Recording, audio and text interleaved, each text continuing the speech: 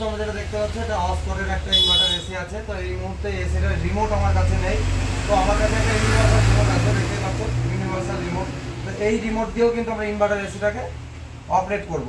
তো দেখো কিভাবে করব সেটা তোমাদের কাছে এই ভিডিওতে দেখাবো। তো কাছে আসো। তো প্রথমে কিন্তু রিমোটটা দেখো, আমরা নতুন একটা রিমোট নিয়ে এসেছি। তো এটাকে সেট করার জন্য প্রথমে যেটা আছে দেখতেই পাচ্ছ, এখানে কোনো অপশন আসছে না। তো ওইখানে পাওয়ার অন করে আমরা দেখে নেবো যে রিমোট কাজ করছে কি। এই দেখো, এই যে দেখতেই পাচ্ছ রিমোট কিন্তু কোনো রকম ভাবে কাজ করছে না। তো এবার কিন্তু কাজ কেন করছে না সেটা তোমাদেরকে দেখাবো। তো দেখানোর আগে যেটা করতে হবে, এখানে যে কোডিং আছে আমাদের এটা কোডিং সেট করতে হবে। তো সেই কোডিং আনার জন্য কি করতে হবে, এখানে যে সেট বাটন আছে সেট বাটনটা চেপে ধরে থাকবো। তো দেখো এখানে কোডিং কিন্তু চলে এসেছে। তো এবার হচ্ছে আমরা একে একে চেক করব যে এটা কত নম্বরে এখানে বিপ সাউন্ড আসবে। কারণ এসতে যখনই এদের আয়ার রিমোটের সিগন্যাল মিলে যাবে তখনই কিন্তু বিপ সাউন্ড হবে। তো দেখো কততে আসে, এটা অ্যাপ্রক্স 100-র মধ্যেই চলে আসবে। তো আমরা এটা দেখবো কত দূর যায়। এটা চেপে ধরে থাকবো, এটা স্পিডে যাবে। এটা একটু ক্লোজ দেখো, এই যে এটা 80 থেকে 100-র মধ্যে হয়ে যাবে।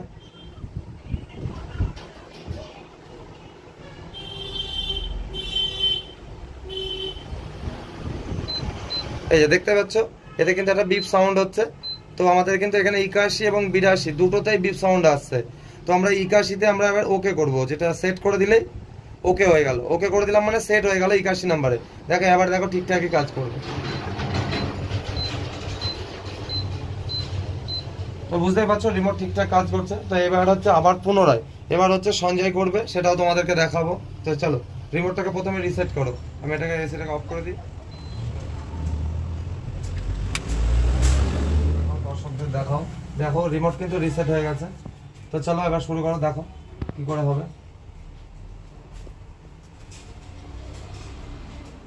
তো প্রথমে কি করলে, সেট বাটনটা চেপে ধরলে, এই কোড চলে এসছে এখানে 81 নাম্বার সেট হয়ে গেছে। তো এবার হচ্ছে অপারেট করে দেখাও।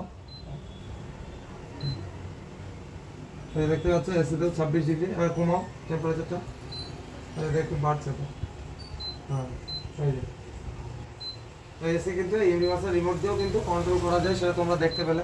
এবার বলো আবার রিসেট করতে হবে। প্রথমে এসিটা অফ করো, এসিটা অফ করে নিতে হবে। এসিটা অফ করে নিতে হবে প্রথমে।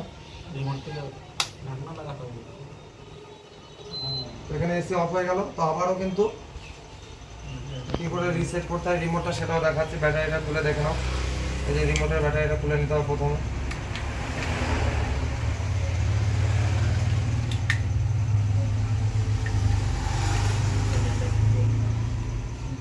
তো এখানে দেখো রিমোট কিন্তু রিসেট হয়ে গেছে। তো এবার সুজাই করবে, সেটা তোমাদেরকে দেখা হবে। দেখো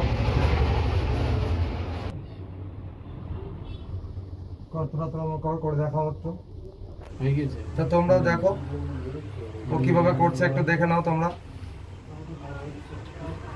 তোমরা দেখলে সুবিধা হবে। যে কোনো এসিতে ইউনিভার্সাল রিমোট কিভাবে সেট করবে সেটা তোমরা দেখলে বুঝতে পারবে।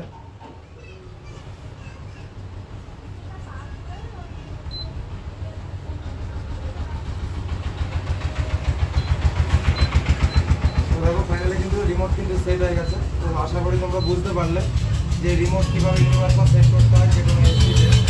এখানে যেটা দেখো, এর আগে যেটা তোমরা দেখলে সেটা হচ্ছে 81 নাম্বারে হয়েছিল, এটা কিন্তু 82 নাম্বারে সেট হয়েছে।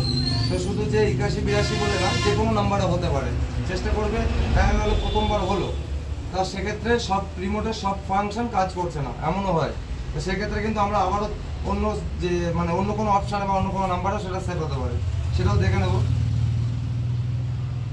এখানে যেটা আছে এসি চলছে, দেখো সুইংটা অফ হচ্ছে, সুইং কিন্তু অফ হচ্ছে না, সুইং কন্টিনিউ চলছে। তো এটা 82-তে সুইং কাজ করছে না। তো এর জন্য আমরা আবার পুনরায় এটাকে চেঞ্জ করব। চেঞ্জ করে একবার দেখবো যে আর কোন নাম্বারে সব কিছু কাজ করছে। তো এটা একবার ডাউন করে এই যে 81 নাম্বারটা একবার দেখে নিই। তো দেখো 81 নাম্বারে দেখো সুইং, এবার এই যে বুঝতে পারছো সুইং কিন্তু ফিক্সড হয়ে গেছে।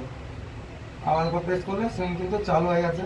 এবং যেটা ফ্যান স্পিড সেটাকেও আমরা এটাকে কন্ট্রোল করবো।